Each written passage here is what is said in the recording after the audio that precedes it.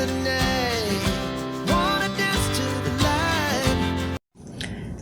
Hello po mga kabayan, mga kalingap, kabisnes kapapi. Kumusta na po kayo? Magandang buhay, Analisa Reality Vlog. Silipin ho natin ngayon yung groundbreaking ceremony po ng bahay ni Joy doon sa Daet. Dito po to sa vlog ng Kalingap Tahanan na hinahawakan po nila, andun sila Kalingap Ian, then andun si Kalingap David at saka si Kuya Neil. Nandun sila. Pero bago ko ituloy, maraming salamat po. Tuman yung subscribers, silent viewers, commenters, mga naglalike, nag-share, mga hindi po na mag-skip ng ads. Salamat po sa suporta ninyo and God bless po sa inyo.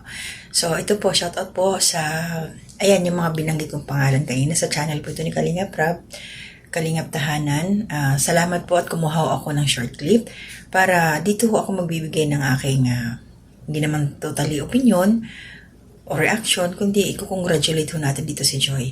Pero panoorin ho muna natin to, yung clip na to. Sino ba yung nandoon ng mga tao na inabutan nila Kalingap Ian nung pumunta na sila doon sa lote ni Joy? At ano ba ang nangyayari doon? Ano ba yung ginagawa? So ito po yun, panoorin ho muna natin. Anong pakiramdam mo, Kuya Andy, na papabahay ulit si Joy Diwata dito sa Daet? Yan ang napakaganda mong tanong. Alam mo kung bakit. Kung masaya man si Joy, masaya ako, masaya mga sponsor, at siyempre, masaya sina Kalingap Rap, Kuya Bal at Edna sa pabahay na naman ito. O kaya Kahit na ako masaya ako eh, sobrang saya ako para kay Joy. lubos ako nagpapasalamat unang-una sa ating mga Panginoon Diyos, kay Ama, kay Ala, siyempre kay Kalingap Rap at kay Kuya Bal, kay Ate Edna, dahil kung hindi naman sa kay Kalingap Rap, ay hindi naman talaga magkakaroon ng mga ganitong biyaya si Joy Diwata. At siyempre nandyan din ang mga puting sponsor ni Joy Diwata. Opo. Yung mga viewers na walang sawang sumusuporta na nanonood kay Joy. Salamat na maraming sa inyong lahat. Salamat talaga at patuloy niyo suportahan talaga ang aking sasab. Kuya Bal at Edna, Kalingap Rap, patuloy niyo sila suportahan. At siyempre ang buong ating Kalingap, katulad itong isang napakasipag. Salamat po. Napakasipag na ito. Masipag po ito talaga sa totoo lang, mga kababayan. Ay kaya Thank you kay hanga ako dito. Sir Andy Kayakap.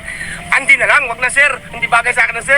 Sir, grabe. Parang Kapitan na lang. Kapitan Andy Kayakap. Pero sobrang saya mo, Kuya Andy, Masaya ako. para Para sa pamilya ni kay Joy, Nanay Nilda, masaya ako. Dahil sa totoo lang, biyaya ito sa kanila. Oo. Si Joy naman, hindi makikilala. Sa totoo lang po, mga kababayan, ha? Si Joy po, hindi makikilala yan kung hindi kay Kalingap Rap. Sa Team Kalingap. No, di ba? Bagamat scouter po siyempre, ako. kung di din dahil sa'yo. Oo, bagamat scouter po, bagamat scouter ng Joy Diwata, ay nandito ako para umalala lang sa kanila. Pero believe ako dito, guys, kay Kuya Andy, on and off cam, andyan po siya para sa pamilya ni Joy Diwata. Salamat, Kuya Andy, ha? Salamat. Punta namin si Joy. Okay. Support po natin. Andy Kayakap Vlog. Hindi kaya ka-plus po, kasi hindi pa nakakilala. Matyagang scouter. Ayan, Walang inatrasan sa kabundukan. Tara guys, punta natin sila Joy Diwata. Pero ito pa lang ang pinakaunang part ng bahay nila Joy, guys. Nay, groundbreaking po ninyo ngayon dito sa pangalawang pabahay para sa family nyo nila Joy Diwata. Ano pong feeling? Nararamdaman? Siyempre, kinakabahan pa. Kinakabahan pa. Kasi di ko sukat akalain na magiging gano'n yung bahay ko. Kaya, masaya ako. Para sa anak ko. Saka hindi lang po ito na para kay Joy. Para din po ito siyempre sa inyo, no? Grabe na yung malaking tulong ito, Pinakaano no? sa kanya, tulong sa kanya kasi nga, hindi na siya mag-uupo po ka ng apartment. Saka para sa future na si Joy Diwata, may bahay na siya. Kumbaga ang papagawa niya nilang ay dream house. Wow! Napawaw siya. Napawaw po. Napawaw si Joy, guys. Ano, Joy? Anong masabi mo, Joy? Magkakabahay kayo dito, Joy? Masaya po kasi ayan, magkakaroon po kami ng bahay dito sa Daet. Siyempre, di ko rin naman po in-expect kasi may bahay na po napagawa na po kami nila Kuya Rap ng bahay sa Labo. Excited din po ako kasi ayun na, nag-start na yung paggawa ng bahay. Hindi na po kami uupa. Hindi ka na daw kasi nauya eh. Kaya... Paggawa na lang kayo dito. Di na nakakawin. For good ka na dito. Pero po kasi sobrang busy po ni Joy. Alam naman natin, pag nursing student, sobrang busy. And ito po si Joy, hindi lang siya basta estudyante. Isang masipag, matyaga, at magandang estudyante. Grabe! Grabe yung dagdag ah. Grabe yun ha. Parang nagustuhan niya.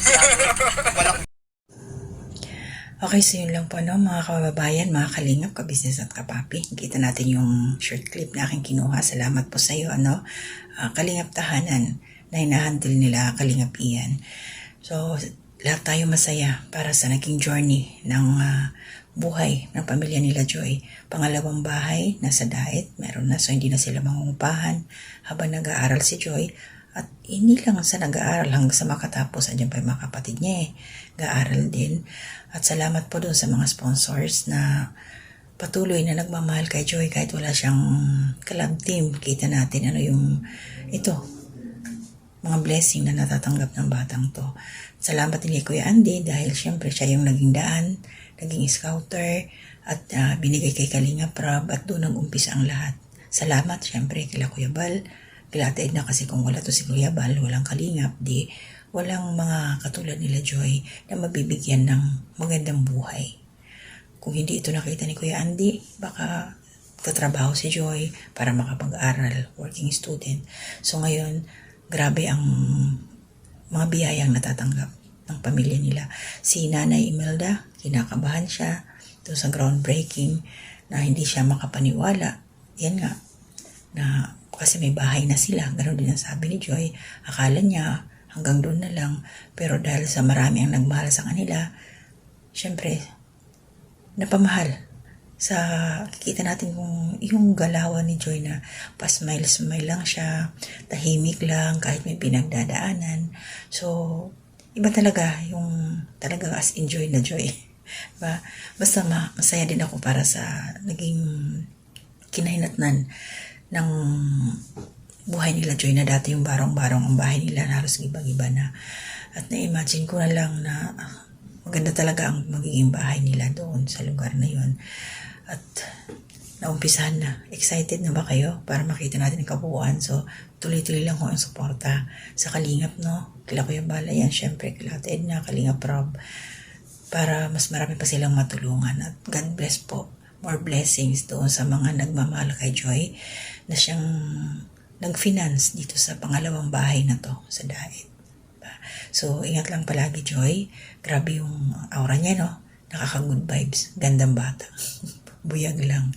So, kay Kuya Andy rin, ingat lagi Kuya Andy. Sabi nga, ito scouter to, walang inaatrasan kahit kabundukan talagang pinupuntahan niya. Ayan, so hanggang dito lang ako. Tuloy ho, panoorin niyo po sa channel ng Kalingap Tahanan. Ganun din po kay Kuya Andy, nakalagay po dyan sa screen. Ang mga YouTube account po, yung mga names nila para mas madali nyo mabisita. Shoutout po kay Nanay Soledad Belmonte, good morning po. Ma'am Susan Dairo, good morning. Ate Ems ng Kalamba, good morning. Nicole Emiliano, Ralph, Ate Marilyn, good morning. Pinsan ko with Tradition, good morning. At sa lahat po na hindi ko na-mention, maraming salamat po palagi sa inyo dahil nariyan kayo nang suporta sa akin. At doon sa akin last upload, salamat po sa mga nag-views. 35 yun ang nanood, thank you po. Then, yung nag-thumbs up na 4, salamat po. At saka yung ayun, basta yung mga silent viewer. Yan, maraming salamat. So, hindi ako pwedeng maglakas ng boses, natutulog na po sa kabila. Pasensya na po. Hanggang dito lang muna. To God be the glory.